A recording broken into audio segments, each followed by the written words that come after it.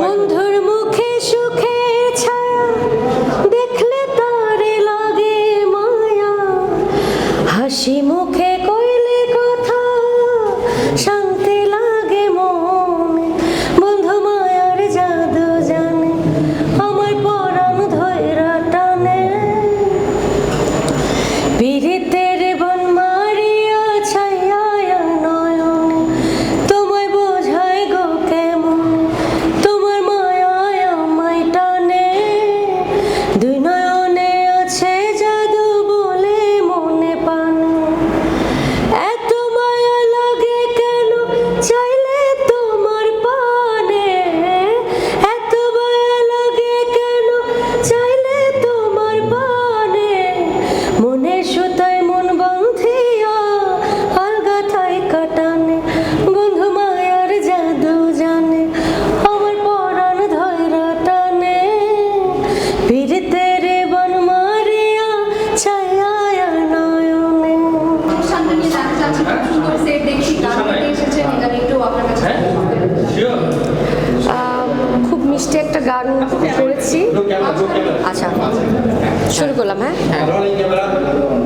খুবই মিষ্টি একটি গান করেছি এবং আমার সঙ্গে গেয়েছেন শুভ, আমাদের কাজী শুভ, এবং এই গানটি লিখেছেন মনসুর সানি, এবং এই গানটি সুর এবং মিউজিক করেছেন আমাদের সজীব আহমেদ। খুব ভালো কাজ করছে এবং সেই পাশাপাশি আইকে মিউজিক স্টেশনকে অনেক অনেক ধন্যবাদ যে তাদের সিজন 3-তে আমাদের একটা সুন্দর কাজ করার জন্য। গানটার নাম কি আর গানটা কখন মুক্তি পাচ্ছে? এটার নাম কি ছিল আমাকে এখনো বলেনি, টাইটেলটা বল না। সামনে গান আসে সানাই। আচ্ছা, গানের টাইটেলটা হচ্ছে সানাই এবং আই হোপ যে ঈদে মুক্তি পাচ্ছে। অনেকগুলো গানের মধ্যে সানাই গানটিও থাকছে, আশা করছি দর্শকরা অনেক ভালো লাগবে। আপনি ঈদে আসলে তো তারকাদের ব্যস্ততা বাড়ে, আপনার এই সময়টা আসলে কেমন কাটছে? ঈদের একদম ঠিক আগ্রহ আমার এবছরের ঈদটা খুবই স্পেশাল বিকজ আমার প্রায় 12টা গান তো রিলিজ হচ্ছেই, পাশাপাশি ভালো লাগছে এটা ভেবে যে আমার খুবই স্পেশাল একটা আইটেম গান আসতেছে, দিল দিওয়ানা, এবং এই গানটি আমাদের খুব বড় আকারে মিউজিক ভিডিও করা হচ্ছে। সো আমি অনেক দিন পরে আমার দর্শক এরকম একটা কাজ পাবে রঙ্গন মিউজিকের ব্যানারে। সো আই হোপ যে অনেক ভালো কিছু এই বছরে, মানে এবারের ঈদে আমার দর্শক নিরাশ হবে না। এবারে ঈদে বললেন 12টা গান আসছে, এর থেকে উল্লেখযোগ্য 3-4টা গানের নাম একটু শুনতে চাই। কি কি গান আসছে এবারে? এই যে আমাকে প্যাচে ফেলানো যাবে না, 12টা গান। আপনার কি কি গান আসছে? হ্যাঁ, এই যে আমি বললাম তো একটা দিল দিওয়ানা বললাম, সেইটা একটা, আরো 4-4 8টা একটা, ওগুলো টাইটেল এখনো ঠিক হয়নি, সব খাবে টামেল করে রেডি করবো। জাস্ট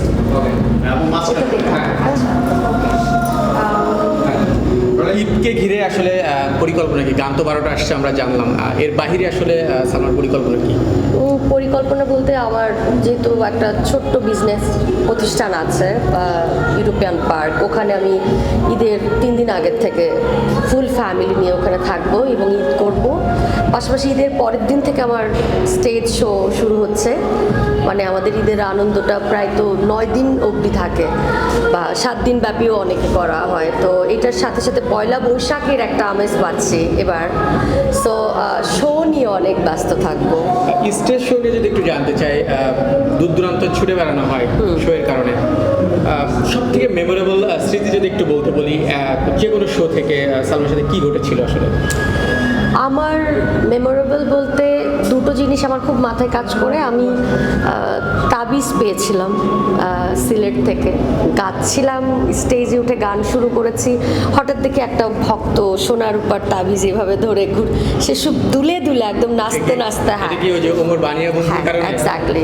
সো সব কিছু মিলিয়ে আমার আসলে দর্শকের মাঝে থাকতেই ভালো লাগে, বিকজ সবার ভালোবাসাই যেহেতু আমি আজকের সালমা, তো আমার কাছে মনে হয় যে আমার দর্শকদের মাঝখানে থেকে যখন আমি গান করি, আমার কাছে ওই মোমেন্টটাই খুবই স্পেশাল।